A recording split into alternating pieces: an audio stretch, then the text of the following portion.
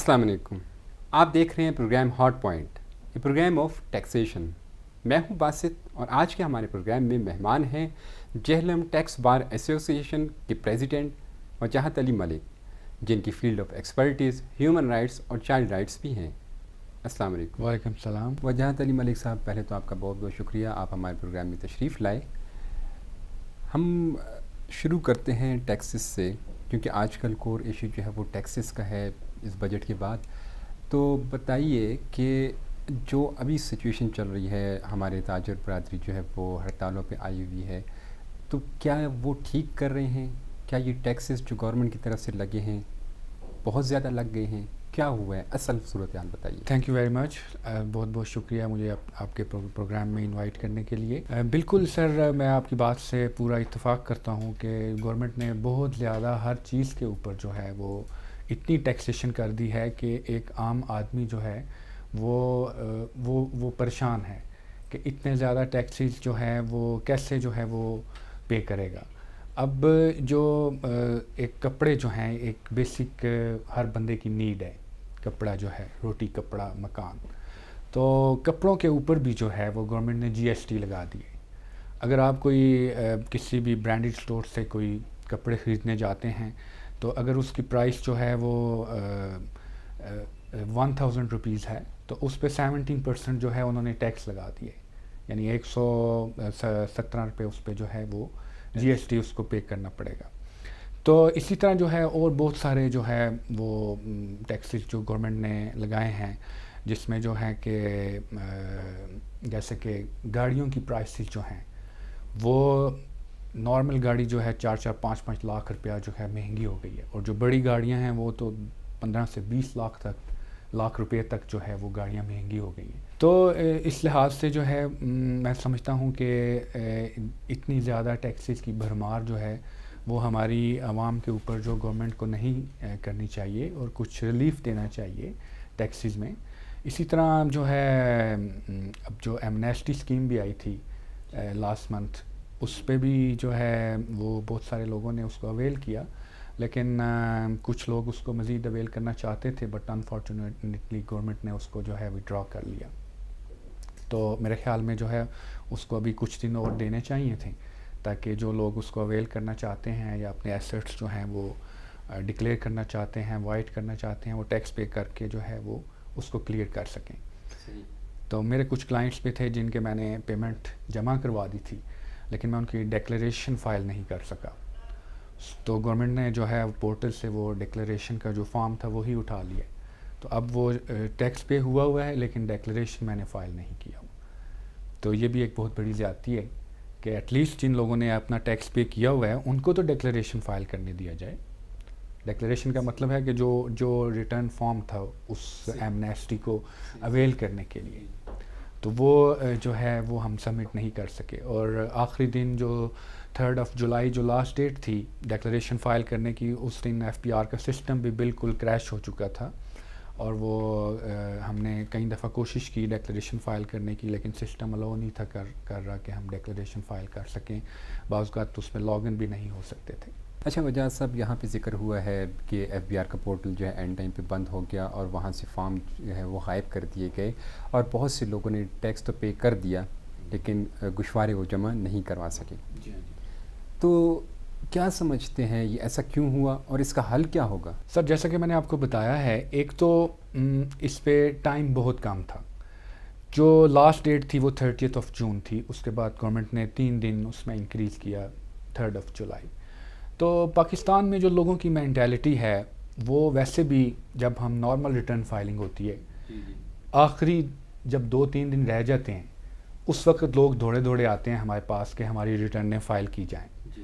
Similarly the case with this scenario کہ جب آخری دن تھا تو میرے پاس بہت سارے بندے آئے کہ جی ہم اپنی پیسے وائٹ کرنا چاہتے ہیں، ہم اپنی پراپرٹیز جو ہیں وہ ڈکلیئر کرنا چاہتے ہیں.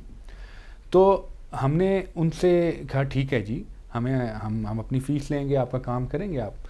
تو کچھ لوگوں کے تو چلان بن گئے اور کچھ لوگوں کے جو ہے وہ ہم کافی کوشش کے باوجود جو ہے وہ چلان جو ہے وہ سبمٹ نہیں کر سکے. اور پھر گورنمنٹ نے کہا کہ جب لاسٹ ڈیٹ ہے تو نارملی یہ ہوتا ہے کہ لاسٹ ڈیٹ کو گورنمنٹ اسپیشل آورز جو ہے وہ ایلوکیٹ کرتی ہے کہ بینکنگ آورز رات 10 بجے تک اور ایف پی آر کے آفسز رات جو ہے وہ 12 بجے تک کھلے رہیں گے. لیکن اس دفعہ یہ ہوا کہ انہوں نے کہا کہ بس جو آفس ٹائم ہے 5 بجے اس کے بعد جو ہے وہ ختم ہو جائے گی اسکیم. تو جن کے چلان بن گئے وہ ہم نے ان کو دے دیے کہ آپ پیسے بینک میں جمع کروا دیں. تو جب ہم ان کی ڈیکلریشن فائل کرنے لگے تو وہ ڈیکلریشن جو ہے وہ فائل نہیں تھی ہو رہی. تو کیونکہ بہت زیادہ رش بھی تھا ان کی ایف پی آر کی ویب سائٹ پہ، جس کی وجہ سے ویب سائٹ کریش کر گئی، یا ان کو اس کا کوئی الٹرنیٹ ڈھونڈنا چاہیے تھا کہ آپ جو ہے جن لوگوں کے چلان جمع ہو گئے ہیں وہ بعد میں سبمٹ کر سکتے ہیں. وہ بھی انہوں نے جو ہے ہمیں آپشن نہیں دیا، اور اپنے ویب پورٹل سے جو ہے وہ فارم ہی اٹھا لیا. کم از کم جن کے چلان جمع ہیں وہ ان کے سسٹم میں پیسے آئے ہوئے ہیں، لیکن ڈیکلریشن جو ہے وہ ہم فائل نہیں کر سکے. تو میرے خیال میں میری ایف پی آر کے چیئرمین اور پاکستان کے وزیر اعظم عمران خان سے یہ اپیل ہوگی. میرے اپنے کیسز میں بہت سارے ایسے لوگ ہیں جن کے میں نے لاکھوں میں پیسے جمع کروائے ہوئے ہیں اور ان کے ڈیکلریشن میں فائل نہیں کر سکا. So they are legally actually entitled to file their declaration because they have deposited their payments in time. اور اس میں دوسری بات یہ ہے کہ ہمارا فالٹ بھی نہیں تھا کیونکہ ایف پی آر کی ویب سائٹ اس دن کام نہیں کر رہی تھی. عام آدمی اس میں بہت پریشان ہے کہ مہنگائی بڑھ گئی ہے اور وہ ان ٹیکسز لگنے کی وجہ سے ڈائریکٹ اور انڈائریکٹ ٹیکسز کی وجہ سے بڑھ گئی ہے. تو عام آدمی کو ریلیف کیسے ملے گا؟ سر دیکھیں، ایک تو پاکستانی روپیہ جو ہے وہ بہت ڈی ویلیو ہو گیا ہے. ڈالر جو ہے وہ آلموسٹ 170 کے قریب جو ہے وہ پہنچ چکا ہے. تو مہنگائی تو بڑھ گئی ہے جس کا اثر جو ہے الٹیمیٹلی وہ عام آدمی پہ پڑے گا. اور گورنمنٹ نے یہ بھی جو ہے وہ اس میں میں پچھلے دنوں دیکھ رہا تھا کہ وہ کہہ رہے ہیں کہ کوئی بھی جو ہے وہ کنزیومر جو ہے وہ کوئی چیز سیل کرے گا تو وہ اس جو خریدنے والا بندہ ہے اس کا آئی ڈی کارڈ لے کے جو ہے اس کو وہ چیز دی جائے گی. اب یہ ایک بہت زیادتی والی بات ہے کہ چھوٹی سی چیز لینے کے لیے بھی آپ کو اپنا آئی ڈی کارڈ دینا پڑے گا. تو میرے خیال میں اس طرح کی جو ہیں لیگل پروویژنز یہ نہیں ہونی چاہیے، اور کم از کم کنزیومر جو ہے وہ اپنی مرضی سے جتنی مرضی شاپنگ کرنا چاہے وہ کر لے.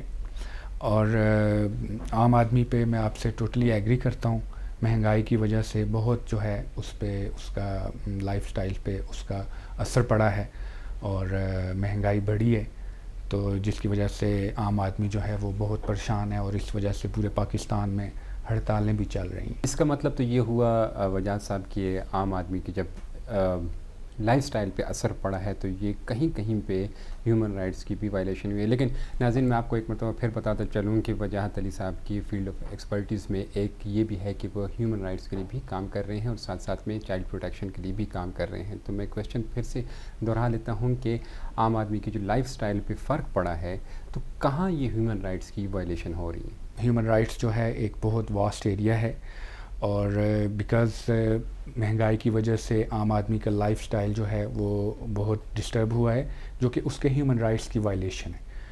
آرٹیکل جو کانسٹیٹیوشن آف پاکستان ہے یہ جو پاکستان کے سٹیزنز کو رائٹ ٹو لائف اور رائٹ ٹو ڈگنیٹی جو ہے وہ پرووائڈ کرتا ہے. آرٹیکل 14 جو ہے، article 14 of the constitution, it talks about the right to dignity. And Article 9 of the Constitution, it talks about the right to life. Right to life means, that doesn't mean right of physical existence. Right to life means sum of rights to all the amenities and facilities which a person born in a free country is entitled to enjoy with dignity. تو right to life تو اس کا disturb ہو گیا جب بہت سارے taxes لگے، مہنگائی بڑھی، اور الٹیمیٹلی عام آدمی جو ہے اس سے افیکٹ ہوا اور پورے پاکستان میں اسٹرائک شروع ہوگی، تو اس کا رائٹ ٹو لائف جو ہے وہ انفرنج ہوا. اسی طرح right to dignity mean right of respect as being a human being, and that right must be protected by the government as well as the community of the Pakistan. تو اس وجہ سے جو ہے اس سے بہت سارے ٹیکسز لگنے کی وجہ سے اس کے ہیومن رائٹس بھی جو ہیں وہ افیکٹ ہوئے ہیں، جو کہ اس کا رائٹ ٹو لائف جو اس کا ہیومن رائٹ ہے وہ افیکٹ ہوا ہے. وجہ صاحب فائنانس ایکٹ 2019 یہ بھی ایشو ہو چکا ہے، اس کے بارے میں کچھ چیزیں ہیں وہ ذرا بتائیے۔ بالکل سر، فائنانس ایکٹ آیا ہے، اس میں گورنمنٹ نے جو ہے ٹیکس ریٹس جو ہیں وہ انکریز کیے ہیں۔ جیسے میں آپ کو مثال دیتا ہوں کہ ویسے ٹوکن ٹیکس جو ہے یہ گاڑیوں کا ایک ٹوکن ٹیکس یہ بھی ہوتا ہے، but that is not actually linked with the finance act, لیکن وہ بھی اس ایکٹ میں جو ہے وہ ٹیکس گاڑیوں کا انکریز کر دیا گیا ہے۔ اسی طرح جو ہے جو ریئل اسٹیٹ سیکٹر ہے ہمارا، تو اس میں بھی گورنمنٹ نے جو ہے وہ ٹیکس ریٹس بہت انکریز کر دی ہیں کہ جو بندہ بھی وہ پراپرٹی خریدے گا یا بیچے گا اس پہ ٹیکس جو ہے وہ اس کا ریٹ انکریز ہو گیا ہے۔ اور پہلے گورنمنٹ نے جو ہے جو سیلریڈ پرسن کو جو ریلیکسیشن دی تھی لاسٹ بجٹ میں، لاسٹ فائنانس ایکٹ میں، that was up to 12 lakh تک آپ کو کوئی ٹیکس نہیں لگے گا۔ وہ ریلیکسیشن واپس لے کے 6 لاکھ پہ لے آئے ہیں فار دا سیلریڈ پرسن۔ اور اسی طرح جو بزنس انڈیویجول تھے، بزنس انڈیویجول کو بھی ریلیکسیشن جو ہے وہ 12 لاکھ تک تھی، وہ بھی ریلیکسیشن واپس لے کے جو ہے وہ میرے خیال میں 6 یا 4 لاکھ پہ وہ واپس لے آئے ہیں۔